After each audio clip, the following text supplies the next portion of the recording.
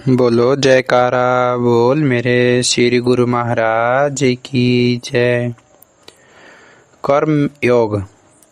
भगवान श्री कृष्ण जी ने अर्जुन को प्रथम देह की अनित्यता तथा आत्मा की नित्यता का बोध कराया। पुनः कर्मयोग की रुचि शिक्षा देकर इस ओर प्रवृत्त किया। युग परिवर्तन के साथ साथ परिस्थितियों में भी परिवर्तन होता रहता है। जिस समय जिस प्रकार की परिस्थितियां होती हैं, उसी प्रकार के ही नियम धर्म आदि से कल्याण हो सकता है। वैदेशिक साहित्य में मनुष्य वर्ग की 4 जातियां वर्ण हुई है: ब्राह्मण, क्षत्रिय, वैश्य और शूद्र। ब्राह्मण का कार्य वेदों का पठन पाठन तथा पूजा पाठ करने के जनहित करना था। क्षत्रिय का कार्य तीनों वर्णों की रक्षा करना तथा अर्थ ब्राह्मण, वैश्य, शूद्र इन जातियों को यदि कोई सताए अथवा इन पर अपना पराक्रम दिखाए तो क्षत्रिय वर्ग के लोग अपना कर्तव्य समझकर दुष्टों से इनकी रक्षा करते थे। वैश्य वाणिज्य व्यापार तथा खेती बाड़ी आदि से तीनों वर्णों की सहायता करते थे। इन सब की सेवा करना शूद्रों का धर्म होता था। अर्जुन चूंकि क्षत्रिय था, इसलिए भगवान श्री कृष्ण ने उसको समझाए। कथन करते हैं, कर्तव्य पथ को छोड़ना इसका बुरा परिणाम है। प्राण कर देना न्यौछावर क्षत्रिय की शान है। अर्थ है, हे अर्जुन, क्षत्रिय होने के नाते युद्ध करना तेरा कर्तव्य है। जो मनुष्य अपने कर्तव्य पथ का परित्याग कर देता है, उसे महान विपत्तियों को सामना करना पड़ता है। क्षत्रिय की शान रण क्षेत्र में जाकर शत्रु का सामना करना तथा शूरवीरता दिखाना है। महाभारत में एक प्रसंग आया है कि क्षत्रिय धर्म का परिपालन करने के लिए माता कुंती भीम को एक ब्राह्मण परिवार की रक्षा करने हेतु उद्धत करती है। वह कथा इस प्रकार है। एक समय की बात है कि युधिष्ठिर आदि 5 भाई अपनी माता कुंती के साथ तपस्वियों के रूप में एक चक्र नगरी में एक ब्राह्मण के घर रह रहे थे। सभी भाई भिक्षाटन कर सायंकाल घर लौटते और मिलकर भोजन करते। इस प्रकार पर्याप्त दिवस व्यतीत हो गए। एक दिन किसी कारणवश भीमसेन माता के पास घर में ही रह गया तथा शेष 4 भाई भिक्षाटन के लिए बाहर चले गए। उसी दिन ब्राह्मण के घर में करुण क्रंदन होने लगा, जिसे सुनकर दृढ़ हो कुंती ने कहा, बेटा भीम, ऐसा प्रतीत होता है कि ब्राह्मण पर कोई महान विपत्ति आ पड़ी है। हम लोगों ने इस ब्राह्मण के घर में शरण ले रखी है और ये सब हमारा बहुत सत्कार भी करते हैं। तो इनके पास घर नहीं रहा। क्षत्रिय होने के नाते भी इनका दुख निवारण करना हमारा धर्म है। यदि हम इनकी कुछ सहायता कर सकें तो इनके ऊपर के उरीढ़ हो सकते हैं। भीम ने कहा, माता, आप जाकर उनके दुख का कारण ज्ञात कर मुझे बताओ, तो मैं उनका दुख निवारण करने का भरसक प्रयत्न करूंगा। कुंती शीघ्र ही ब्राह्मण के पास गई। क्या देखा कि ब्राह्मण ब्राह्मणी तथा उनकी कन्या इस बात पर अपने अपने मत प्रकट कर रहे हैं कि राक्षस के पास उसे ही जाना है। ब्राह्मण ने ब्राह्मणी से कहा कि तुम बच्चों की देख रेख भली भांति करना, मैं ही कल राक्षस के पास जाऊंगा। ब्राह्मणी ने कहा कि विधवा और अनाथ जीवन से तो अच्छा यही है कि मैं ही वहां चली जाऊं। माता पिता की बातें सुनकर कन्या ने कहा कि दुखी होने की इसमें कोई बात नहीं। धर्म के अनुसार अपने एक न एक दिन मुझे छोड़ ही देना है। लोग संतान इसीलिए चाहते हैं कि विपत्ति के समय उनकी सहायता करें। आप लोगों के बिना मेरा यह नन्हा भाई भी न बच पाएगा। इसलिए श्रेष्ठ कार्य यही है कि आप लोग मुझे ही वहां जाने दें। इतना सुनकर कुंती उनके निकट गई तथा उन्हें ढरस बंधाते हुए बोली, ब्राह्मण देव, आपके दुख का क्या कारण है? आप अवश्य बताइए। यदि मुझ में बन पड़ा तो उसका निवारण करने के लिए भरसक प्रयत्न करूंगी। ब्राह्मण ने कहा, तपस्विनी, मेरे दुख का निवारण करना मनुष्य के वश की बात नहीं है। इस नगर के पास बक नाम का एक राक्षस रहता है। उस बलवान राक्षस के लिए 2 भैंसे तथा 1 गाड़ी अन्न प्रतिदिन क्रमशः नगरवासी देने जाते हैं। जो मनुष्य सामान लेकर जाता है वह उसे भी खा जाता है। यदि कोई उससे स्वयं को बचाने का प्रयत्न करे तो वह उसके सारे परिवार को खा जाता है। यहाँ के प्रयत्न गृहस्थ को एक कार्य करना ही पड़ता है और क्रम अनुसार कल मेरे परिवार की बारी है। इसलिए हम में से एक सदस्य को भोजन सामग्री लेकर उस राक्षस के पास उपस्थित होना है। तो भाई खाए रहा। कुंती ने कहा, शोक ना करें। आपका तो एक ही पुत्र है, एक ही पुत्री है, परंतु मेरे तो 5 पुत्र हैं। उनमें से एक उसका भोजन लेकर चला जाएगा। पांडव छद्म देश में ब्राह्मण तपस्वियों के रूप में उनके घर रह रहे थे।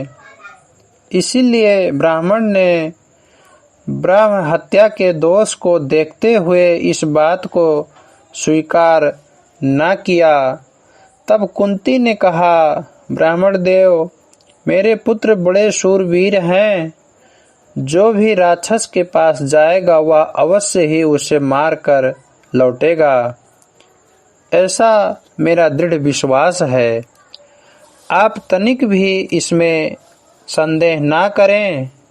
कुंती के अत्यधिक आग्रह करने पर वे मान गए। संध्या काल जब युधिष्ठिर आदि घर पहुँचे तो सब वृत्तांत जानकर माता से कहा कि एक ब्राह्मण की रक्षा हेतु अपने बेटे को राक्षस के पास भेजने का निश्चय करके आपने बड़े साहस का कार्य किया है।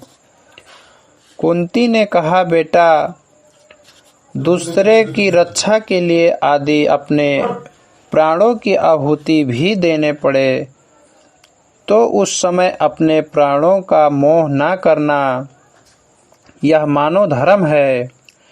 एक क्षत्रिय की आंखें के समक्ष ही यदि एक ब्राह्मण परिवार दुख से पीड़ित है तो उसका यह परम धर्म बन जाता है कि उसको दुख से विमुक्त करें। दूसरे दिन भीम ने जाकर बकासुर को ललकारा तथा अल्पकाल के युद्ध में ही उसे पछाड़कर धराशाही कर दिया। इस प्रकार उसने अपने छात्र धर्म का पालन करते हुए ब्राह्मण परिवार की रक्षा की।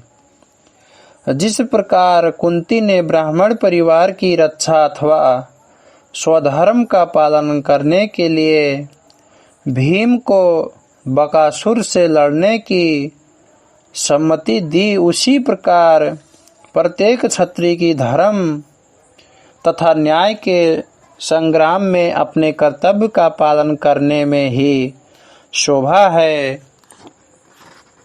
कर्तव्य में मुख मोड़ना उसके लिए कदापि उचित नहीं। इसीलिए भगवान श्री कृष्ण ने अर्जुन को युद्ध के लिए उद्धार करते हुए कथन करते हैं, योद्धा कहेंगे कायर बन भागा अर्जुन मैदान से, धाक है जिस पर तेरी उनसे सकुचाएगा अपमान से।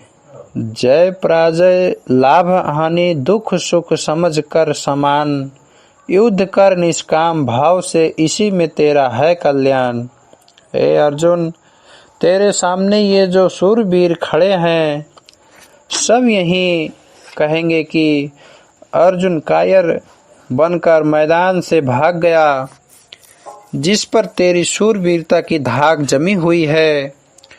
उनके सामने अपमान से तू अपना सिर ऊंचा नहीं कर पाएगा। जब तेरे शत्रु वर्ग के लोग तेरी शूरवीरता की निंदा करेंगे, तीखे व्यंग कसेंगे, तब तुझसे यह दुख ना सहा जाएगा। क्षत्रिय धर्म में तो कायरता का कलंक मृत्यु से भी कहीं बढ़कर है।